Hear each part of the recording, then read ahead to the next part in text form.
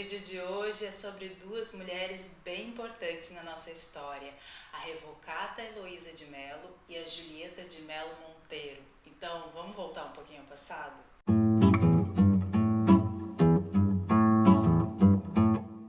Revocata Heloísa de Mello, professora, jornalista, poetisa, abolicionista, feminista e dramaturga.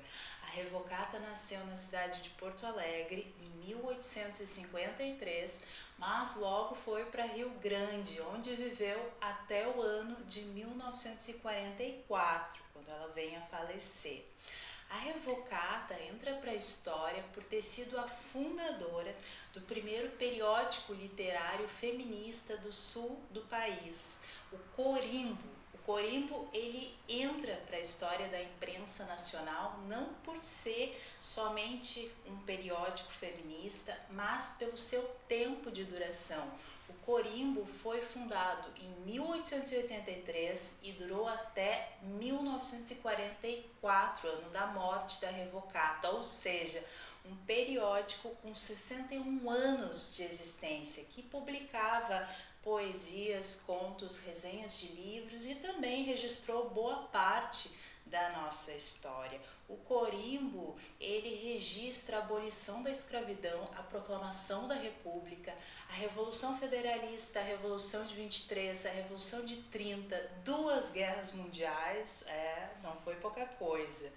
E ele tem esse nome devido a um termo da biologia. Corimbo é um termo usado para designar quando ramos, quando o mesmo ramo tem flores diferentes que nascem em diferentes alturas, mas que no topo elas têm a mesma altura. Ou seja, o Corimbo ele tinha toda uma ideia de emancipação da mulher, de igualdade das mulheres, dos direitos das mulheres. Então ele vai incentivar muito a instrução das mulheres e outras mulheres a publicarem os seus textos, a exporem as suas ideias através desse periódico.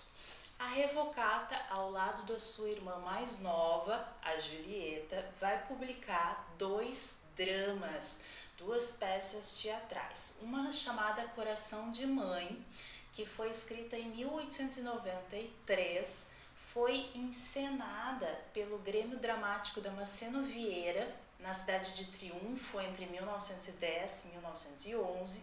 Coração de Mãe tinha como protagonista a Lúcia, que era uma jovem viúva, e ela então tem todo o protagonismo dessa história.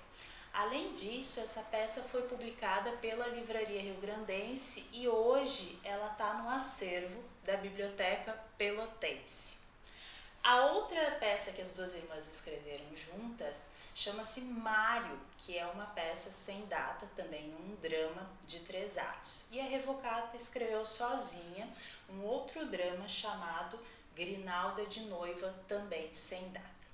A Julieta de Mello Monteiro, irmã da Revocata, nasceu em Rio Grande em 1855 e viveu até 1928, ou seja, ela era a irmã mais nova, mas ela faleceu bem antes da Revocata. Ela também era professora, jornalista, escritora, feminista, abolicionista, uma outra mulher maravilhosa.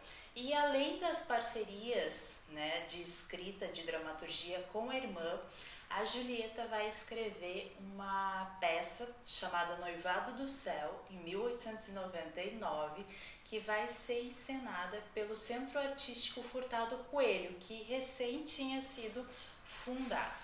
Temos uma outra peça dela chamada Segredo Marcial, que é uma peça que a gente não tem conhecimento da data. Ambas as irmãs participavam da Sociedade Partenon Literário, que é uma sociedade super importante na história do nosso estado, da literatura daqui. E elas tinham pseudônimos. A Revocata usava muito o pseudônimo de Sibila, enquanto a Julieta usava o pseudônimo de Penserosa. E é importante salientar que elas eram de uma família de literatos, inclusive a mãe delas também foi uma mulher de bastante destaque.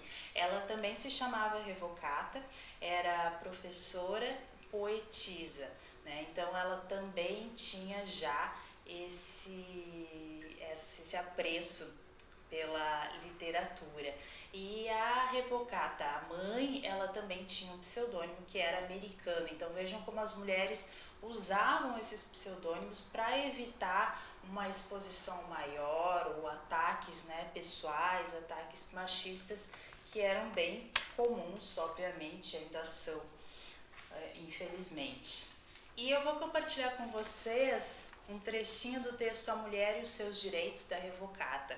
Ela vai dizer o seguinte: deixem-nos, pois, hastear nosso estandarte, soltarmos o grito não da rebeldia nem da revolta anarquista, mas sim de apelo ao templo de Minerva, a luta em prol de nossos direitos.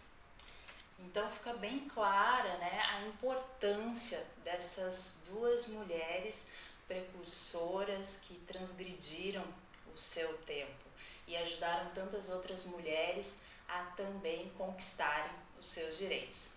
Quem tiver mais curiosidade de saber da história dessas duas irmãs, eu indico duas dissertações que tem um link aqui na descrição do vídeo.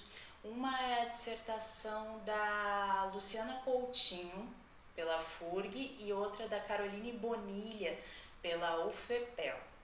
E ficamos por aqui. Eu agradeço muito a companhia de vocês, espero que todas e todos estejam bem. Compartilhem os vídeos, curtam, deixem comentários e até uma próxima!